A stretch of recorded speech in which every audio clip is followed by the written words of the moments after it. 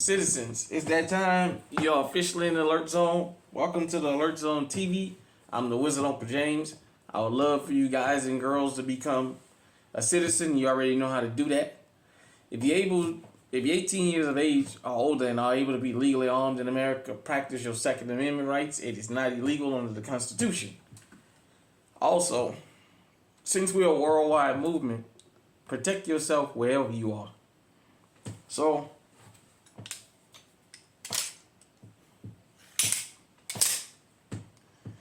got my police Billy. For those of you who've never been hit with this thing, you don't know how hard this thing is.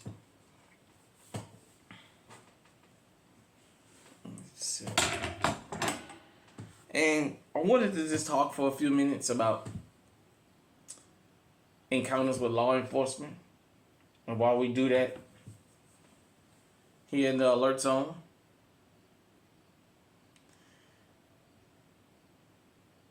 the video that has gotten the most views on this channel to this day is the video I've done called A Message to Law Enforcement. And for those of you who are new to the channel, I want to explain to you where I get the concept of incorporating law enforcement into the Second Amendment. I talk about the things that go on with law enforcement because you have to remember something. When you are legally armed, that's an enhancement, number one. But number two, there's different rules you have to follow when you're legally armed, when you're accosted by law enforcement. And a lot of times people don't know that. Some states you have to let them know right ahead of time when they pull you over that you have a firearm. Other times, they may go upside your head, they may do anything and say, oh, I thought he was reaching for something. And then once they find a firearm in the vehicle, they'll say, oh yeah, well he was reaching for his firearm. Philando Castillo, if anybody needs a reminder of that. With that being said,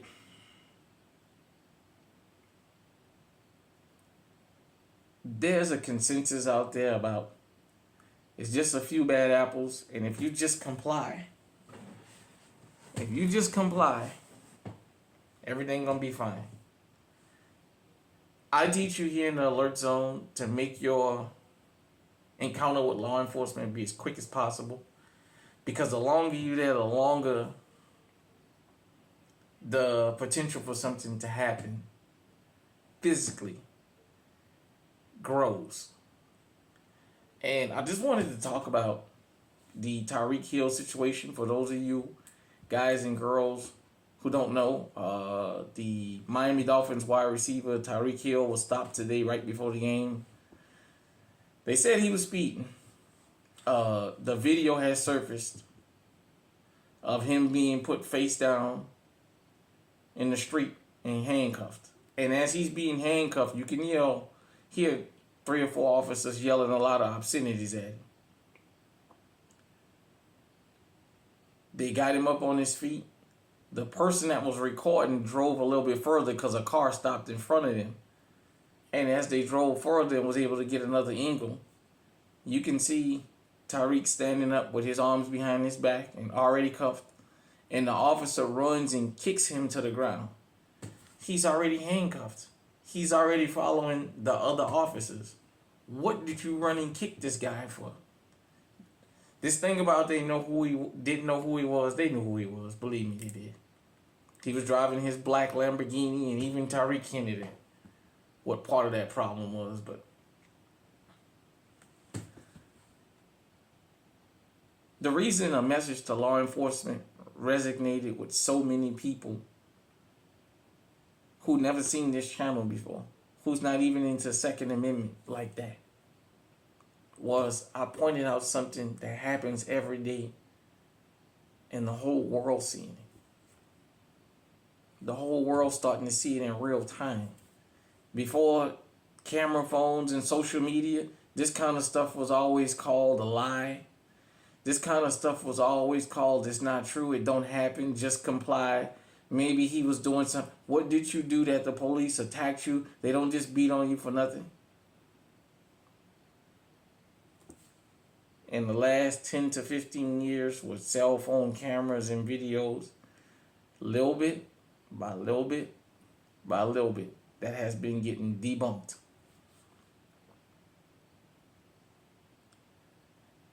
I'm going to go ahead and go there. If he was speeding or not, I don't know. I wasn't there. But if he was speeding, they say they gave him a ticket for reckless driving. He said he thought it was speed, but whatever. That is a ticketable offense. Give him a ticket and let him go. But you make him get out. You put him in face down, because the goal is to humiliate him. You handcuff him. Then you have one of these officers that wait till he's handcuffed and then run and kick him. I told you guys and girls, when it comes to law enforcement, they're not as bad as a lot of y'all who talk that back to bash foolishness think they are. If you don't believe me, go to Uvalde, Texas. That's all I'm going to say. You had Uvalde and Times Square with them Venezuelans whipping the piss out of NYPD. That was two opportunities for law enforcement to show us how badass they were, and they shit their pants.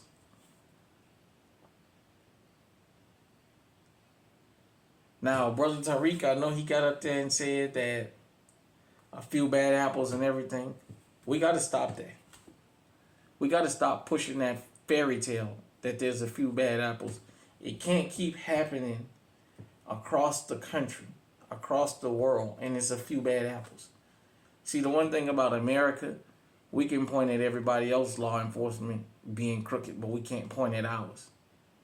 You can't keep having this happen and it just be a few bad apples. It don't work like that. As I said,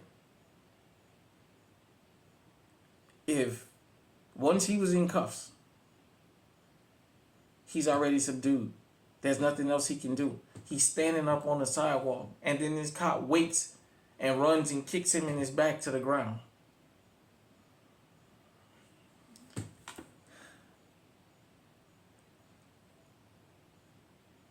I'm going to go ahead and mention something that's going to ruffle some feathers, but it got to be mentioned because it's still a hot topic to this day. For whatever you want to say about George Floyd, the outrage wasn't that he was arrested and handcuffed. The outrage was that he's already handcuffed. What are you kneeling on him for?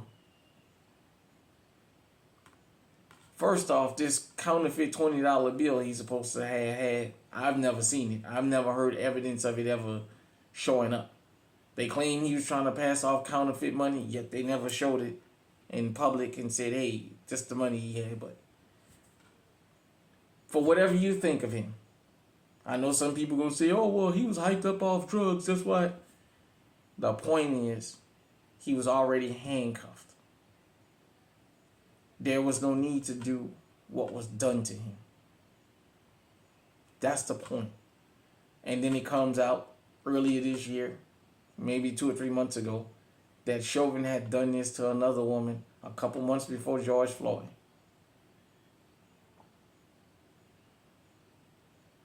Then,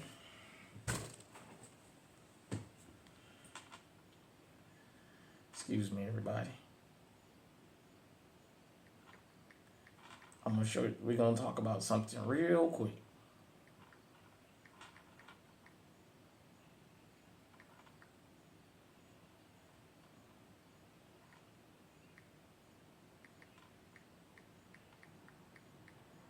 Bear with me, everybody.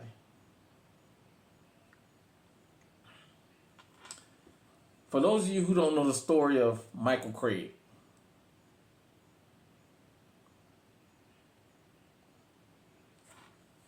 before I read this little headline, I'm going to talk about this real quick and just give you the Reader's Digest version. Michael Craig's son went to the neighbor and called law enforcement and said, my mom has a knife up to my dad's throat and is threatening to kill him. Then Michael Craig himself called and says, she's got it next to my jugular. If I move, it's going to go through and it's going to cut me. It's going to kill me. Law enforcement was dispatched to his home. On body camera, you can hear the officer that did the shooting. You can hear his partner saying, remember, the male is the victim. They went in the house. That guy walked in there and shot Michael Craig dead. He shot the victim and stepped over him and went and consoled the perpetrator and asked her if she was okay. We're going to read this.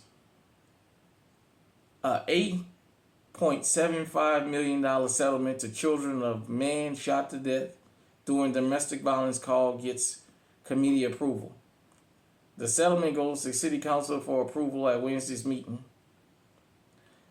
It would go to the children of Michael Craig, 61, who was shot and killed by police in 2021 after Craig called 911 saying his wife had a knife on me on the bed on my throat. So, you know, taxpayers going to foot the bill again. Almost $9 million for an officer that went in there and shot the man whom he was told by dispatch, because there's evidence of audio evidence of all this. He was told by dispatch, remember, the male is the victim.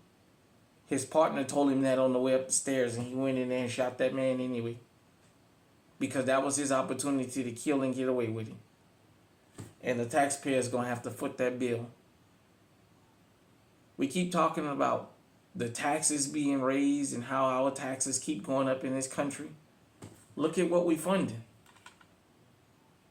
We are funding this kind of stuff around the country. That's where your tax dollars is going. It's not coming out of these officers' pensions.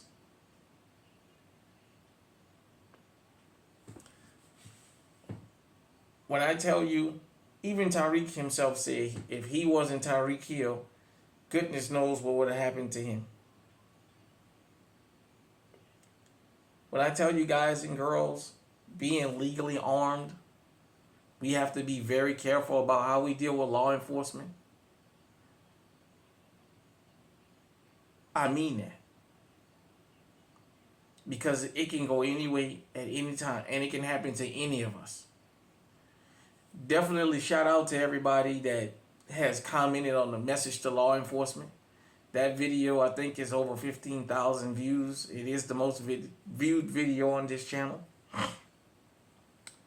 Since I'm talking about an encounter with law enforcement, I'll tell you guys about an encounter I had a couple weeks ago. I was out cutting grass, and I was edging the sidewalk, but I had already cut the grass, and basically I hadn't got the grass off the sidewalk yet, but I was in the process of doing all that. And I see a cop pull up. He goes across the street. He walks up the street and he comes back and he comes to me. I'm standing there. I'm in my jumpsuit. You guys have seen my blue overalls. I have my 380 on me.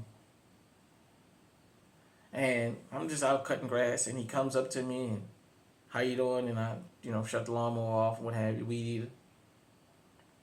And he asked me about the grass, and I tell him, yeah, I'm taking care of it, I just haven't got around to finishing the part of getting everything off the ground because I'm still out working. And he tells me a lady stopped him up the street and told him she didn't like that there was grass out on the sidewalk, and the sidewalk needed to be clean and this and that.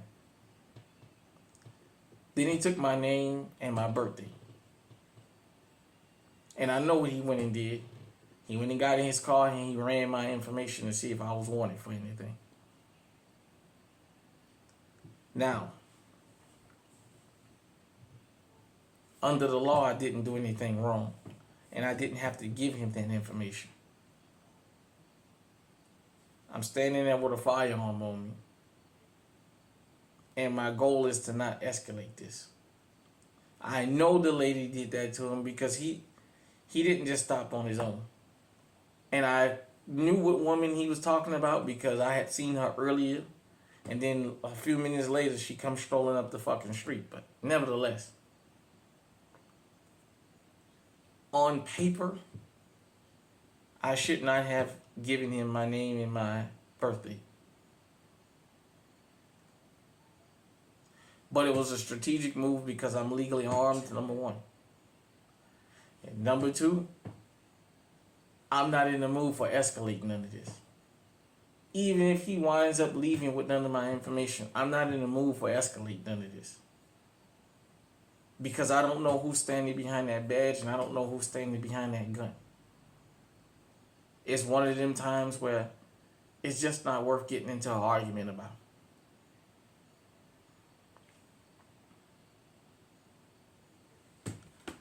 We as law-abiding citizens deserve the right to be left alone. However, we have criminals with badges, just like we got regular civilian criminals. My goal and my job here in the alert zone is to teach you how to get around these guys and girls. Sometimes it's uncomfortable. Sometimes you might have to live and let live and you may not like it. But you always have to be strategic. You don't ever want to put yourself in a position where you lose your life and your freedom over something crazy.